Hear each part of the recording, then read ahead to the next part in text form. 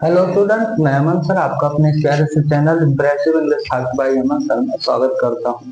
तो चलो आज की प्यारी सी क्लास में हम लोग पढ़ते हैं और बहुत अच्छे तरीके से समझते थे कल। तो कल वाली वीडियो आप लोग जरूर देखें, ठीक है।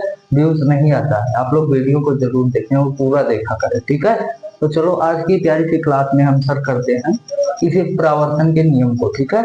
तो प्रावर्तन के नियम करेंगे, इसके बाद कुछ सर हम करेंगे थोड़ा सा टॉपिक आगे, और इसके बाद हम कुछ आ जाएंगे इंग्लिश पर, ठीक है। तो बीच बीच में हम फिजिक्स और क्या कहते हैं बायोलॉजी सबका हम मिक्स करके पढ़ाएंगे। तो आप लोग देखो वीडियो को, ठीक है, क्योंकि आप लोगों को दिक्कत नहीं हो, ठीक है।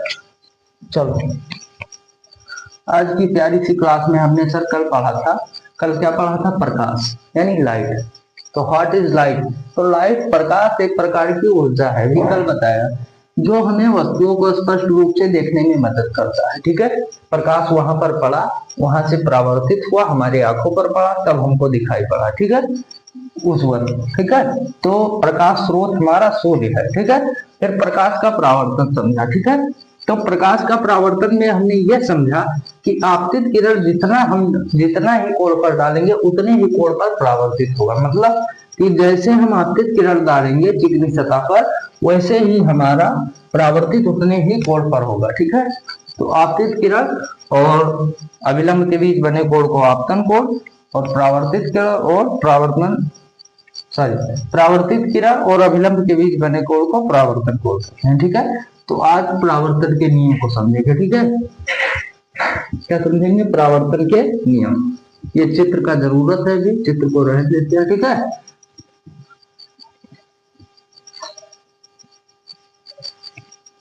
आज हम समझेंगे क्या? परावर्तन के नियम।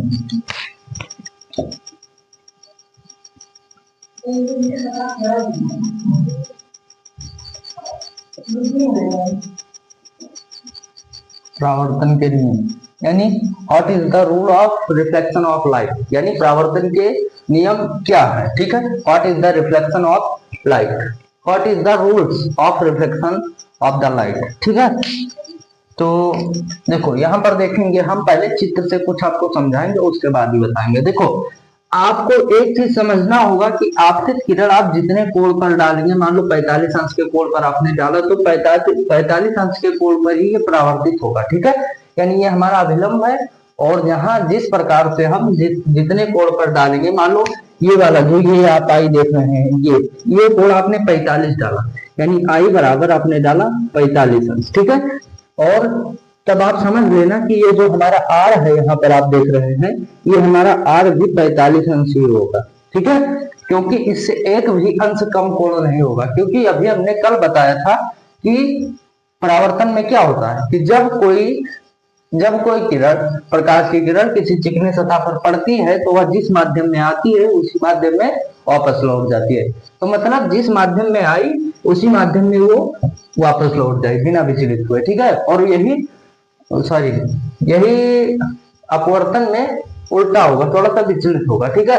तो परावर्तन समझे रहोगे तो अपवर्तन में कोई दिक्कत नहीं होगा, ठीक है, क्योंकि इससे क्वेश्चन बनते हैं हमारे बोर्ड के लिए, ठीक है। तो आप लोग ध्यान में रखना, क्योंकि आपतित किरण और अभिलंब के बीच बने कोण को आपतन कोण, परावर्तित किरण और अभिलंब के बीच बने कोण को परावर्तन कोण कहते हैं। देखो अब नियम में हम क्या समझेंगे, ये तो इतना समझ में आया चित्र से, ठीक है। अब देखो नियम हमारा ये कहता है सर कि जो आपतित किरण है, परावर्तित किरण है और अभिलंब है, यानी देखो आपतित किरण, परावर्तित किरण और ये अभिलंब, तीनों हमारे एक ही तल में एक ही बिंदु पर होने चाहिए, ठीक है। ये परावर्तन का नियम है, यानी आपतित किरण, परावर्तित किरण और अभिलंब तीनों हमारे एक ही बिंदु पर होने चाहिए, ठीक है। तो ये पहला नियम क्या है कि आपतित किरण और परावर्तित किरण और अभिलंब तीनों एक ही बिंदु पर होने चाहिए, ठीक है। सॉरी, चलो लिखते हैं यहाँ पर, क्या लिखेंगे? परावर्तन के नियम निम्न है, ठीक है। परावर्तन के नियम निम्न है। पहला क्या? कि आपतित किरण, परावर्तित किरण और अभिलंब तीनों एक ही बिंदु पर होंगे। ठीक है, आपतित किरण, आपतित किरण कमा परावर्तित किरण,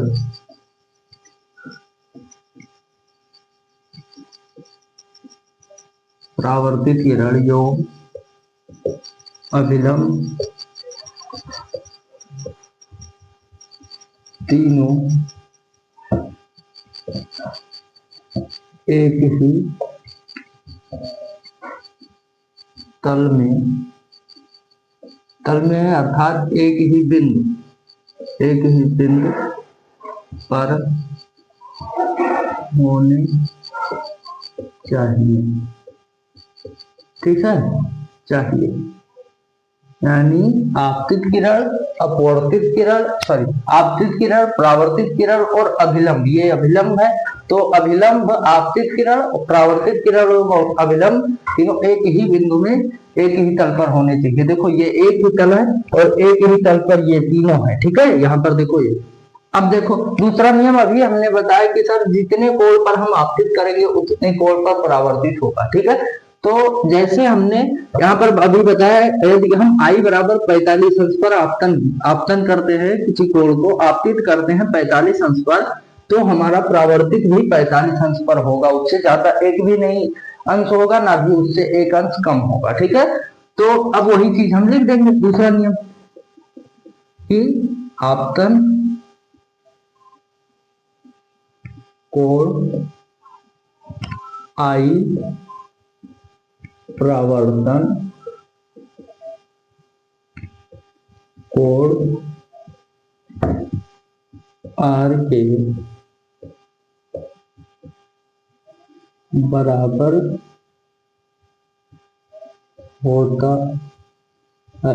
ठीक है, इसमें प्रकाश ही केवल हमको नहीं पढ़ना है, प्रकाश और गोलीय दर्पण भी करना है। ठीक है, तो हम पढ़ेंगे गोलीय दर्पण ही। ठीक है, केवल प्रकाश ही डाला हुआ है, बट प्रकाश ही केवल नहीं पढ़ना है। ठीक है, यानी आपतन कोण I परावर्तन कोण R के बराबर होता है, यानी I बराबर R। यदि परावर्तन की स्थिति है तब हमारा I बराबर R होगा और आपतित किरण, परावर्तित किरण और अभिलंब तीनों एक ही तल में होंगे। ठीक है, एक ही बिंदु पर होंगे। ठीक है, अब देखो, अब हम देखते हैं प्रतिबिंब। व्हाट इज इमेज, प्रतिबिंब क्या है। ठीक है, हेडिंग बनाओ प्रतिबिंब।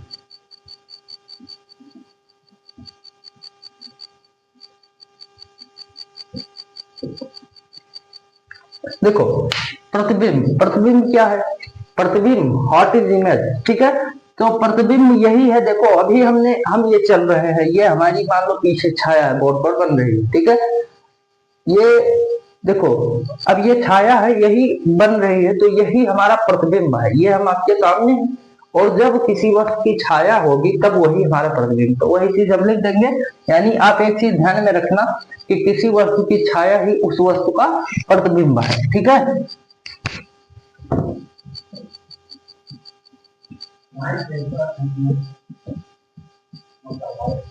किसी वस्तु की छाया ही उस वस्तु का प्रतिबिंब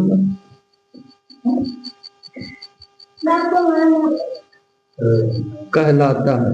ठीक है, यानी जब कोई वस्तु किसी वस्तु की छाया ही उस वस्तु का प्रतिबिंब कहलाता है। ठीक है, देखो अब प्रतिबिंब हमारे दो प्रकार के बनेंगे। ठीक है, एक तो वास्तविक प्रतिबिंब और एक आभासी प्रतिबिंब। ठीक है, तो प्रतिबिंब हमारे कितने प्रकार के, दो प्रकार के। अभी देखो एक आभासी है और एक वास्तविक है, जो हमारे पीछे दिख रहा है वो आभासी है।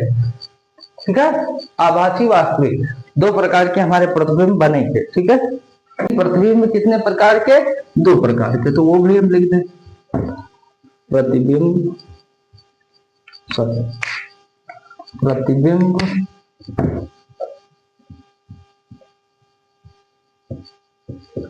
दो प्रकार के होते हैं।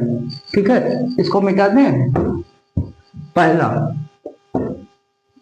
वास्तविक प्रतिबिंब, वास्तविक मतलब एक चीज आप समझना कि जैसे कोई वस्तु है, वास्तविक मतलब ये हुआ जितना बड़ा वस्तु है, सॉरी सर, वास्तविक का मतलब रियल, ठीक है। तो और आभासी का मतलब केवल आभास हो, ठीक है। तो वास्तविक आभासी दो प्रकार के हमारे प्रतिबिंब बनेंगे, ठीक है। वास्तविक प्रतिबिंब, अभी हम जब डिफिनेशन लिखवाएंगे तब आपको समझ में आएगा, ठीक है, तब समझ में आएगा, ठीक है। और आभासी प्रतिबिंब, जब आप ये समझे रहेंगे वास्तविक प्रतिबिंब आभासी प्रतिबिंब, तभी आपको क्या है सर समझ में आएगा, ठीक है। वास्तविक प्रतिबिंब और आभासी प्रतिबिंब, प्रतिबिंब दो प्रकार के होते हैं, ठीक है, दो प्रकार के होते हैं। अभी परावर्तन के नियम में हमने समझा सर, आप जो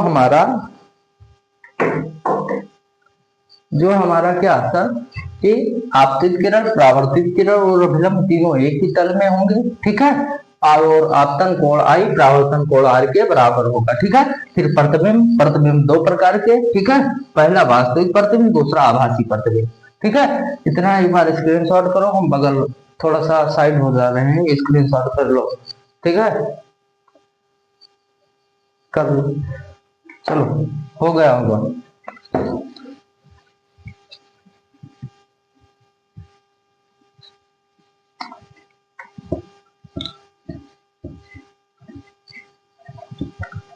हमारे साथ साथ लिखा करो, तब कोई बात दूसरा ही है, हमारे साथ साथ लिखा करो, आपका भी फायदा होगा, ठीक है।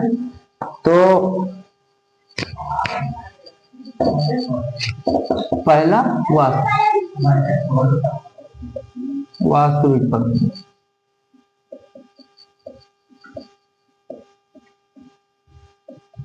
देखो अभी हमने कल बताया कि कोई वस्तु से जब कोई किरण परावर्तित होगी तभी अपवर्तित होगी, तभी हमको दिखाई पड़ेगा, ठीक है। तो वही हम लिखेंगे कि किसी वस्तु से चलने वाली प्रकाश की किरणें अपवर्तन के पश्चात जिस बिंदु पर मिलती हैं, बिल्कुल एग्जैक्ट मिलती हैं, हमको प्रतीत नहीं, मिलती है बिल्कुल, वहां पर हमारा रियल इमेज बनेगा, यानी हमको क्या बनेगा, वास्तविक प्रतिबिंब बनेगा, ठीक है।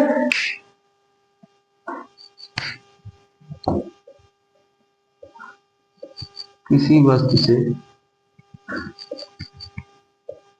चलने वाली प्रकाश की किरणें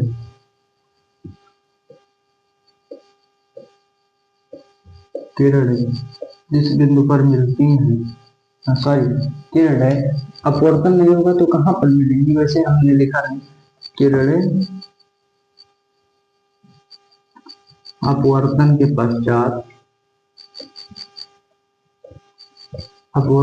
पश्चात जिस बिंदु पर मिलती हैं, जिस बिंदु पर मिलती हैं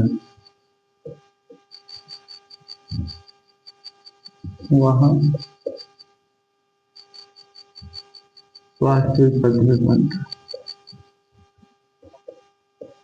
वहां वास्तविक प्रतिबिंब बनता है। पहले हम लिख रहे होते हैं तब हम कम ही बोलेंगे, ठीक है, क्योंकि अपने आप लिखना रहता है, ठीक है। तो जब लिख रहे होंगे तब समझाएंगे एक एक चीज, एक एक टॉपिक को, ठीक है। तो पहले हम लिख लेते हैं, उसके बाद समझाते हैं, ठीक है। तो फिर से समझो एक बार कि किसी वस्तु से, अभी हमने बताया कि सर ये वस्तु है ना, हम ये देख रहे हैं, तो ये देख किस लिए रहे हैं, पहला तो कारण प्रकाश, ठीक है। दूसरा कारण कि इससे परावर्तन हो रहा है, ठीक है, अपवर्तन हो रहा है, वो सर इस पे प्रकाश पड़ रहा है, फिर इससे हमारी आंखों पर जो परावर्तित हो रहा है, रिफ्लेक्ट हो रहा है प्रकाश, वो हमारी आंखों पर पड़ रहा है, तब ये हमको दिखाई दे रहा है, ठीक है। यानी जब हमको ये जब दिखाई देगा, जब प्रकाश इससे अपवर्तित होकर परावर्तित होकर हमारी आंखों पर पड़ेगा, ठीक है। तो वही कंडीशन से कि जब किसी वस्तु से चलने वाली प्रकाश की किरणें अपवर्तन के पश्चात जिस बिंदु पर मिलती हैं वहां वास्तविक प्रतिबिंब बनता है, ठीक है। अब वास्तविक आभासी वाला देख लो, उसमें थोड़ा सा डिफरेंस है। आभासी मतलब इसमें वास्तविक रियल रूप से, यानी रियल मिलेंगी नहीं, मिलती हुई प्रतीत होंगी, कहीं पर काटेंगी नहीं एक दूसरे को, जहां पर काटेंगी वहीं प्रतिबिंब बनेगा, तो यहाँ पर काटेंगी है नहीं किसी को एक दूसरे को, ठीक है। तो वहां पर जहां पर काटेंगी नहीं वहां पर हम उनको आभासी प्रतिबिंब में रख देंगे, ठीक है। जहां पर बहुत बड़ा प्रतिबिंब बने, वस्तु मतलब 2 गुनी है तो वह प्रतिबिंब हमारा 4 गुना है। और एक चीज ध्यान में रखना कि आभासी प्रतिबिंब जो होता है वो हमारा अपवर्तन होगा, उसके पश्चात किरणें मिलती हुई प्रतीत होंगी, मिलेंगी नहीं। यहाँ पर देखो मिलती हैं, मिलती हैं, मिलती है, यहाँ पर मिलती है और वहां पर मिलती हुई प्रतीत होंगी, ठीक है सर। तो देखो आभासी प्रतिबिंब, तो किसी वस्तु से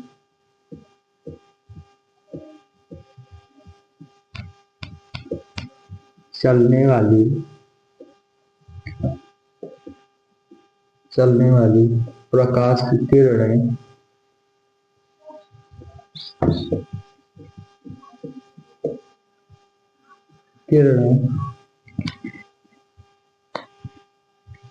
अपवर्तन के पश्चात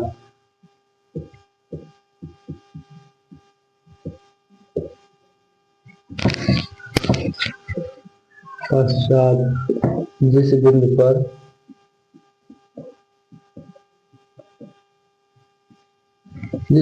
पर मिलती हुई प्रतीत होती है, मिलती हुई प्रतीत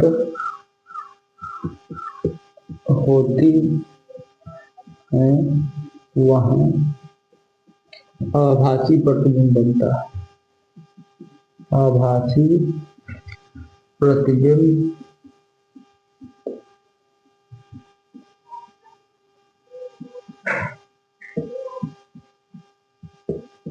एक चीज क्लियर हुआ कि जब किसी वस्तु से, जब अभी हमने बताया कि यहां से प्रकाश चल के हमारी आंखों पर पड़ रहा है, ठीक है, अपवर्तित होकर, तो जब हमारी आंखों पर पड़ रहा है सर, तो ये अपवर्तित हो रहा है यहाँ इस वस्तु से, तभी ये वस्तु हमको क्लियर यानी स्पष्ट रूप से दिखाई दे रहा है, ठीक है। इसका एक एक अक्षर भी, इसके एक एक अक्षर से भी हमारे रिफ्लेक्ट हो रहा है प्रकाश, ठीक है, तो तभी हमको दिखाई पड़ रहा है, ठीक है।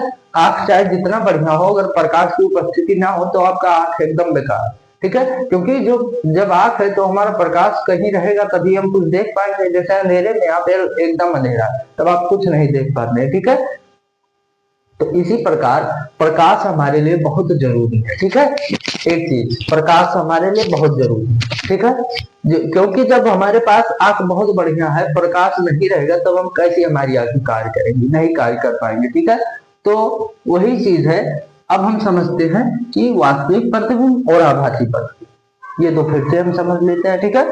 तो किसी वस्तु से चलने वाली प्रकाश की किरणें अपवर्तन के पश्चात, यानी अभी हम बार बार बोल रहे हैं, यहाँ से जब अपवर्तित होगी किरण तभी हमको दिखाई पड़ेगा, अन्यथा अगर यहाँ ये एकदम अंधेरे में रखा हुआ है, ये चीज अभी एकदम अंधेरे में रख दो जहां पर प्रकाश की कोई संभावना ना हो, कोई संभावना ही ना हो, वहां पर आप इसको रख दो, तो वहां पर आप रखोगे तब वहां से आपको ये वस्तु दिखाई नहीं देगा, और दिखाई भी देगा तो स्पष्ट नहीं दिखाई देगा, ठीक है।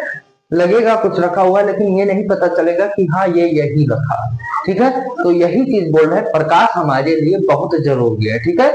जब यहाँ से अपवर्तित होगा तो हमारी आंखों पर पड़ेगा, उसके बाद ही हमें वस्तु स्पष्ट रूप से दिखाई देगा, ठीक है। तो वास्तविक प्रतिबिंब में हम ये देखेंगे कि किसी वस्तु से चलने वाली प्रकाश की किरणें जब अपवर्तित होती हैं, तब जहां पर मिलती है वास्तविक रूप से, रियल रूप से मिलती है, तब वहां हमारा वास्तविक प्रतिबिंब बनता है, और जब मिलती हुई प्रतीत होती है तब हमारा आभासी प्रतिबिंब बनता है, ठीक है। यानी किसी वस्तु से चलने वाली प्रकाश की किरणें अपवर्तन के पश्चात जिस बिंदु पर मिलती हुई प्रतीत होती है वहां हमारा क्या बनता है सर, आभासी प्रतिबिंब बनता है, ठीक है। तो अब आज की क्लास में इतना ही करते हैं, आज की क्लास छोटी है, ठीक है, थोड़ा सा, तो आज की क्लास में इतना ही करते हैं, मिलते हैं अगले दिन, तब के लिए आप लोग अपना ख्याल रखिएगा, ठीक है।